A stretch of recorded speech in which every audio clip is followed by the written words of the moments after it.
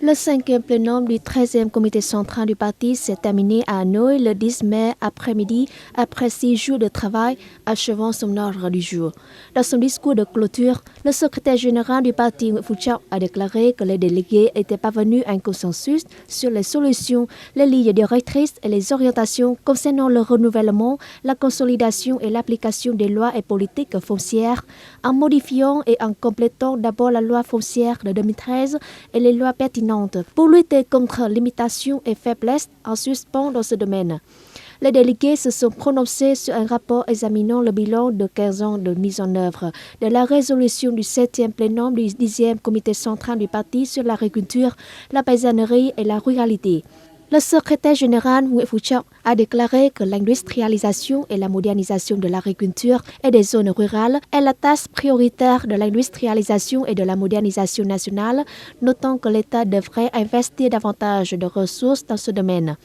Les délégués ont également examiné le bilan de 20 ans de mise en œuvre de la résolution du 5e plénum du 9e comité central du parti sur la poursuite de la réforme, du développement et de l'amélioration de l'efficacité de l'économie collective.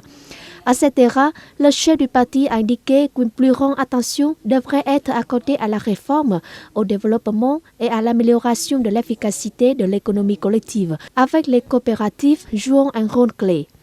Les délégués ont convenu de la nécessité d'améliorer davantage la direction et la capacité de combat des organisations de base du parti ainsi que la qualité des membres du parti en aidant à construire un parti et un système politique sain et puissant. Le secrétaire général du parti a déclaré que le travail devrait aller de pair avec la construction de l'appareil organisationnel du système politique et que la satisfaction des gens est la jour de la capacité de leadership du parti et de la combativité des organisations du parti. Il a demandé de renforcer l'inspection, la supervision et la discipline du parti et de promouvoir la démocratie au sein du parti et de la société.